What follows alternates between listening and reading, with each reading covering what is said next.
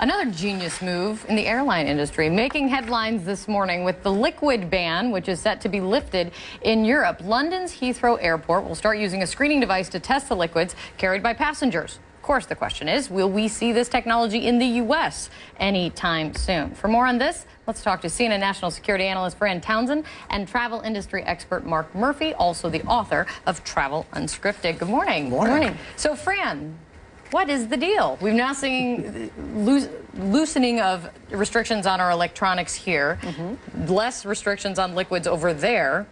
What's going on? What I'd say is it's about time. Let's remember, you know, the ban on what we call the 3-ounce rule in the security screening world was a result of the liquid bomb plot that emanated, by the way, out of London. So it's pretty ironic that all of a sudden we see the first sort of easing of this restriction coming from London, by the way, a U.S.-based company. Yes. So it puts a lot of pressure. That? This was developed in Ohio. Why are they trying it in London? Good question, Chris. And so what you hope is it puts a good deal of pressure on TSA to catch up, right? Look, is there no longer a security concern with the liquid? Well, there's a big security concern. Liquid explosives are very much one of these things that Al-Qaeda was developing to get around the sort of traditional explosive screening. So it's a real threat.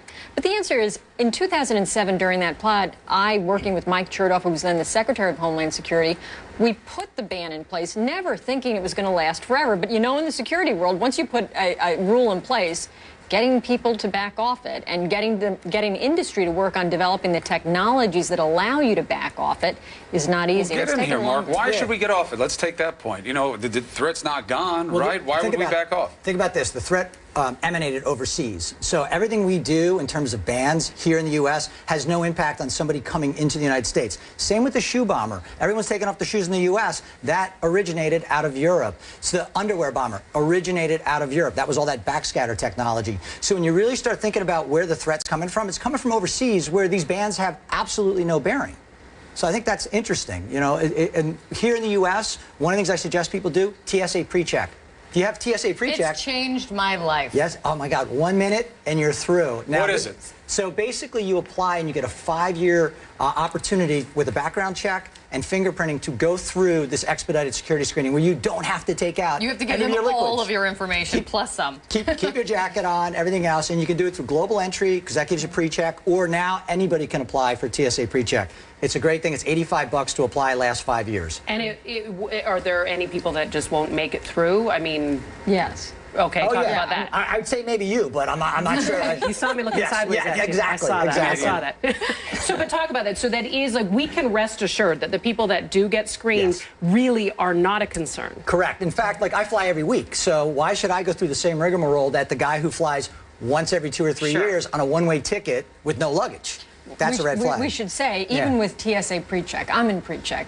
Do you get it every single time? No. Right. So you come up, they scan your boarding pass, and you may not get it one time and be sent over to the regular line. Okay. Mark, you bring up luggage. Let's talk about baggage fees before we let you go. We put up we have a little bit of graphic of just the baggage fees from the airline companies just for the first half of 2013. $409 million from Delta. These are huge. They're making a lot of money on baggage fees, but profits are up for them anyway. Is this just the trajectory of how airline companies are running their business? Yes, because think about it. They've lost billions of dollars over the years, an oil price spike, and could literally send them into bankruptcy in the next 2 years. So when you think about what they're doing, it's a la carte pricing.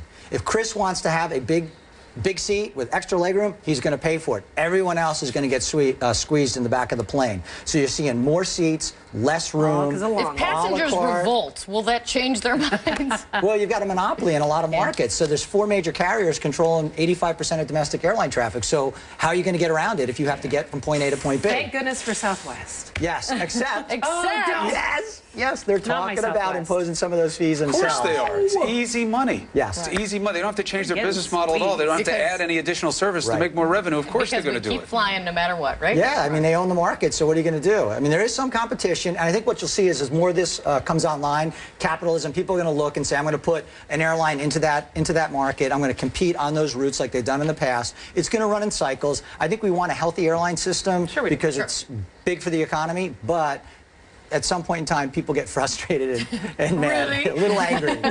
Mark, Fran, great to see you. Thank you so much. Thank you.